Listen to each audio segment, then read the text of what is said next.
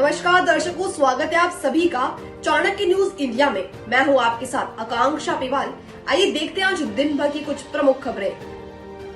बड़ौदा तहसील की कृषि उपज मंडी में व्यापारियों एवं मंडी प्रशासन की मनमानी के कारण किसान परेशान हो रहे हैं। क्षेत्रों के किसान 15 से 20 किलोमीटर दूर से अपनी उपज को बेचने के लिए बड़ौदा कृषि उपज मंडी में आते हैं, किंतु जब वो मंडी में पहुंचते हैं तो व्यापारियों द्वारा अपनी इच्छा के अनुरूप ट्रॉलियों की बोली लगाकर बंद कर देते हैं। व्यापारी ये कहकर अपना पल्ला झाड़ लेते हैं कि बैंक हमें पैसा नहीं देती, इसलिए हम शेष ट्रॉलियों को दूसरे दिन बोली लगाएंगे। जब मंडी प्रशासन से बात की जाती है तो मंडी प्रशासन भी किसानों को संतोषजनक जवाब नहीं देते और कहते हैं कि सौदा करवा देंगे।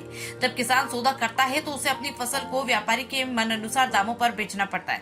इससे किसानों को अपनी उपज का सही दाम नहीं मिल पाता।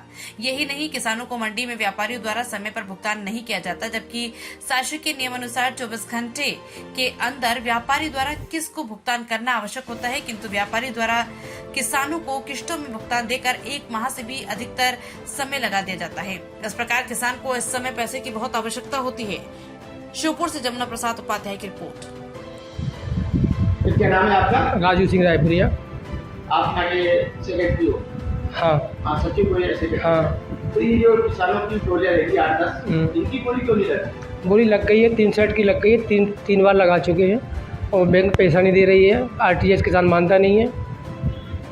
नहीं, बोली क्यों नहीं लगती? बोली व्यापारियों का टारगेट पूरा हो गया, अब कल लगाएंगे। ऐसा कोई प्रावधान है क्या कि मतलब उनका जो 2 टोली लेंगे, 3 टोली लेंगे? नहीं, 3 सेट बेच देते हैं उसके बाद।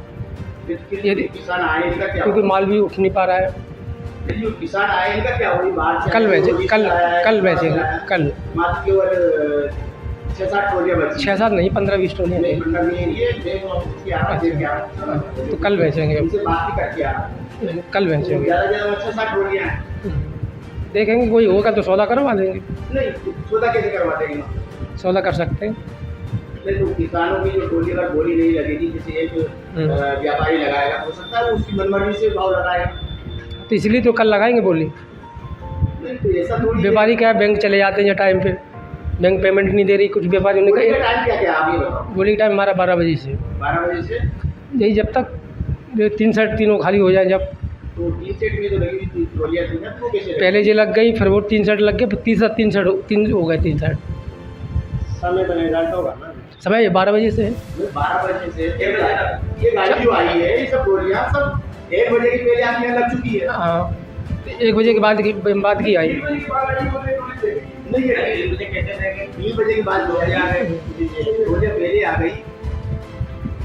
क्या बात है बाबा साहब, कैसे आप लोग यहाँ पर ये नारेबाजी लगा रहे थे? साहब गेहूँ ले रहा है। क्या नाम है आपका? नाम बताओ। मांगलाल मेरा। कहाँ से आए हो आप? मैं रोजी से है। रोजी से आए हो? हाँ। हाँ, क्या बात, क्या मामला है?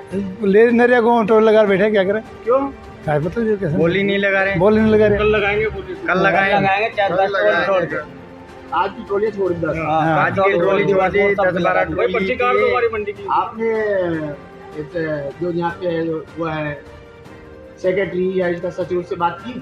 व्यापारी भग गए घर पे, व्यापारी नहीं है यहाँ पर। बात की थी हमने, सेक्रेटरी से बात की थी और उन्होंने से वहाँ पर ऑफिस में भी गए थे, उनसे बात की थी कि यहाँ पर व्यापारी नहीं है अभी भैया, वो निकल गए और बोली बंद होगी। कैसे बोली बंद? हाँ, 3 बजे बोली बंद होगी। 3 बजे यहाँ पर आ गए थे, 2-2:30 बजे आ गए थे। तहसीलदार साहब से मिले अभी जाके, उन्होंने कहा मैं व्यापारी को पहुँचा रहा हूँ, लेकिन व्यापारी को नहीं पहुँचाया अभी तक। और सचिव साहब बोल रहे हैं कि मैं पहुँचाता हूँ, कुछ भी नहीं आया, कोई भी हमारी बात ही रहेगी साहब। या तो सरकारी तालीम करवाओगे, हमारी पर्ची दे दो भाई, पर्ची के ऊपर रख जाएंगे हम तो।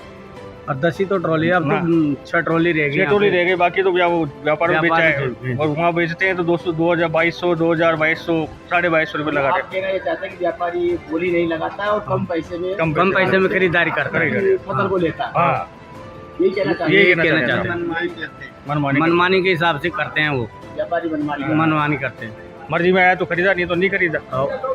क्या आप चाहते हैं दुनिया में दिखना? क्या आप चाहते हैं कि आपका YouTube और वेब पोर्टल की खबरों को टीवी पर दिखाना? सही रास्ता नहीं मिलता, पैसे होते हैं बर्बाद, विज्ञापनों के लिए दर दर भटकना पड़ता है, फिर भी नहीं मिलता, सूचना विभाग आपको अहमियत नहीं देता। सभी समस्याओं का हल है हमारे पास। Chanakya media network private limited लेकर आया है सभी यूट्यूबर और वेब पोर्टल के लिए सुनहरा मौका। सूचना प्रसारण मंत्रालय से रजिस्टर्ड करके OTT और IPTV के माध्यम से अपने चैनल को ले जाएं सभी स्मार्ट एंड्रॉइड टीवी पर। आज ही संपर्क करें 9643761495 या व्हाट्सएप करें 8287399909 पर। अब आप भी बन सकते हैं सिटीजन जर्नलिस्ट, लड़ सकते हैं अपनी लड़ाई खुद। अपने हक की लड़ाई में चाणक्य न्यूज इंडिया है आपके साथ। आज ही प्ले स्टोर से डाउनलोड करें चाणक्य न्यूज इंडिया का मोबाइल ऐप। उसके बाद मेरा पोस्ट पर जाकर अपनी खबर अपडेट करें फोटो के साथ। हम बनेंगे आपकी आवाज, देश का तेजी से बढ़ता नेटवर्क, सच दिखाते हैं हम। जय हिंद। खबरें जो आपको सीधे जोड़ती हैं हमसे, जिनका आपकी जिंदगी पर होता है सीधा असर, खबरों की वही तस्वीर, बिना बदले बिना डरे, जज्बा सच का लिए, सच दिखाते हैं। चाणक्य न्यूज इंडिया, हम हैं हिंदुस्तानी।